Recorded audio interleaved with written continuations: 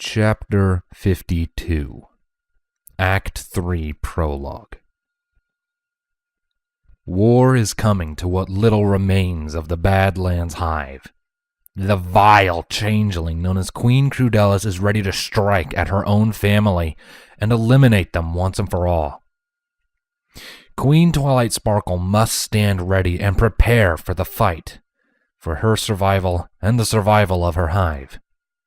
But can they win against such overwhelming force? What fate awaits Equestria caught right in the middle? And what, and who, must be sacrificed in order for ultimate victory to be achieved? Twilight Sparkle shall never be the same.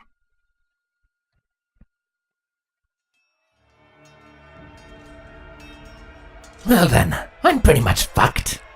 A trembling drone thought to himself as a mana explosion sent dust and debris flying over his head. The drone hid behind a small, jagged piece of rubble jutting out of the ground, right next to the battered town hall. EUP helicopters flew overhead, their door-mounted heavy repeater crossbow turrets firing into a crowd of hostile changelings, the velocity of the arrows tearing many drones into bloody ribbons. One of the pony princesses also dove down from above and unleashed a devastating beam of scorching sun into the group, killing even more. And yet, as each one fell, it seemed as if two more took their place. This town has experienced many events, both odd and dangerous over the years, but I bet it's never seen anything quite like this. The clang of steel and the whoosh of arrows filled the air as an alliance of changelings and equestrians fought against another, much more hostile faction of changelings. Looking over the rubble, the drone fired a few crossbow bolts of his own at a few nearby hostiles, hitting a few. Although before he confirmed those kills, some spellfire forced him to once again duck for cover. A large explosion rocked the devastated town as Queen Crudellis was thrown violently through what was once some pony's home. Though aside from a few scratches, her shield had protected her from the majority of the impact and flying debris. Crudellis was shortly thereafter pursued by her opponent, Queen Twilight Sparkle, who fired a few lavender-colored fireballs at the other queen. Crudellis promptly dodged the fireballs before violently snatching Twilight in her red aura, holding her in place. The drone loaded up his crossbow and took aim at Chrysalis, wanting to help his struggling queen. However, before he could act, Crudellis chucked Twilight away, straight into the still-firing EUP helicopter. Twilight brought a shield around herself to protect herself, but unfortunately that protection did not extend to the helicopter. Twilight's momentum crashed her straight into and through the helicopter's tail, shearing it off.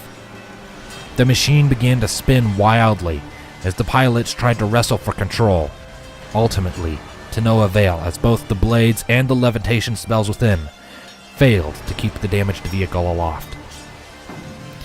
The drone was locked in place in sheer terror as the out-of-control helicopter veered directly towards him. A scream could barely leave his lips as the doomed vehicle slammed down right on top of him, going up in a fiery explosion that cast a shade of orange and red across the battlefield, killing both the drone and all those on board the helicopter itself.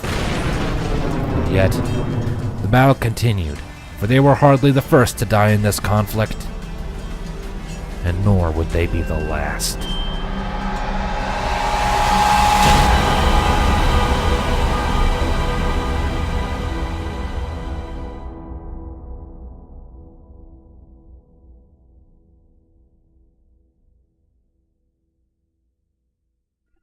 Three days earlier. While we mourn the passing of Queen Chrysalis, today a new era begins. All hail Twilight Sparkle, Queen of the Changelings. Silence is what followed the unexpected declaration from Captain Cardus, and Princess Celestia couldn't tear her eyes away from her former student, who was sitting ramrod straight in her throne. Queen Twilight's eyes were narrowed dangerously, her steely expression sending shivers down Celestia's spine. Eventually, however, Celestia forced her composure back and was able to ask the single most prominent question on her mind at that moment. What happened? Isn't it clear to you? Twilight asked in a monotone. My mother is dead. How? Luna asked in shock. I thought she was recovering. The doctors did their best, Twilight responded. But their best wasn't good enough. She died in her sleep, in my company. Luna slowly nodded in understanding. I'm sorry, but at least you were there to... Twilight suddenly held up a hoof to stop that line of conversation right there. Don't. Just don't. Besides, we have business to discuss. Twilight, Celestia called out gently. Twilight seemingly ignored her. Right now, I must think of my subjects. Before any plans are made of how to deal with Queen Crudelis, we will need a home. Someone to rebuild our lives. What do you mean by, deal with Crudelis? Luna asked. Do you intend to hunt her? When we're able. Twilight stated as if it were a simple fact. She didn't stop at my grandmother, and neither will she stop now that my mother is dead. I will kill her before she kills any others I care for, or even myself. Celestia and Luna shared a worried glance, only just catching Twilight's when she spoke again. So, if you have any suggestions, now would be the time. We were discussing a potential location for a home with Queen Draco, Celestia said. We were going to run it by Chrysalis first, but that job now falls to you, Twilight. Where is this location? A system of caves. About halfway between here and Fort Hurricane, there is a system of caves. It has room to grow, underground rivers that are safe to drink, you name it. Twilight hummed to herself in thought. Sounds promising. When things calm down around the camp, we will have to discuss it more in depth, Draco being with us when we do. Until then, perhaps you could find some maps, geological surveys, and anything else about the area. I want to know everything there is to know about that cave system. I'll see what I can do, Celestia said. Is that all? Twilight turned towards Cardus, who was standing idly in the corner. Well, Captain, anything I need to know? Cardus shook his head. Nothing major. We've got the majority of the accommodations set up, and the defensive perimeter is stable. The scouts Crudelis sent are dead, and we're getting more supplies delivered by the EUP soon. Everything you already knew. Thank you, Captain. Twilight nodded. Then, Celestia, that is all for now. Twilight arose from her throne and made to leave the tent.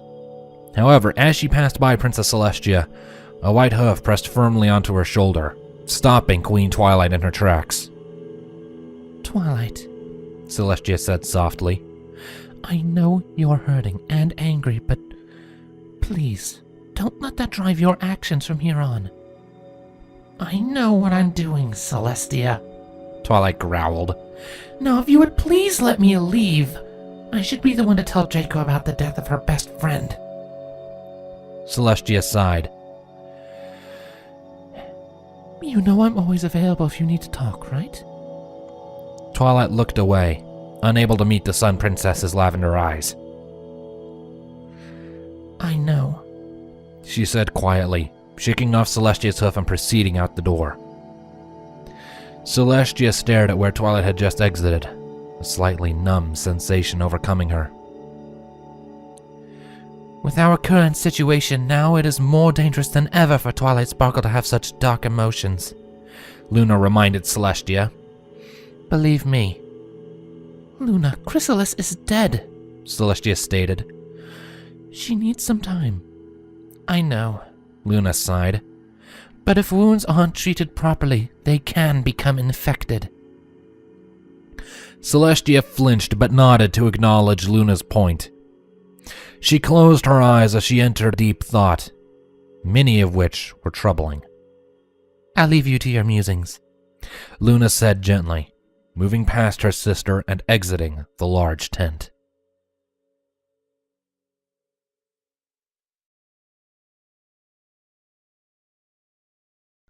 Thank you for tuning in for this chapter of Change by Tom117Z. If you enjoyed any of what you heard, please consider leaving a like. If you're not already, consider subscribing. And if you're really feeling incredibly generous and really want to support me in what I do, then there's a link to my Patreon down in the description below. Thank you very much for any and all support, be it like, sub, favorite, whatever. It's all helpful. I appreciate it all. Thank you for tuning in. I'll see you next time. Bye-bye.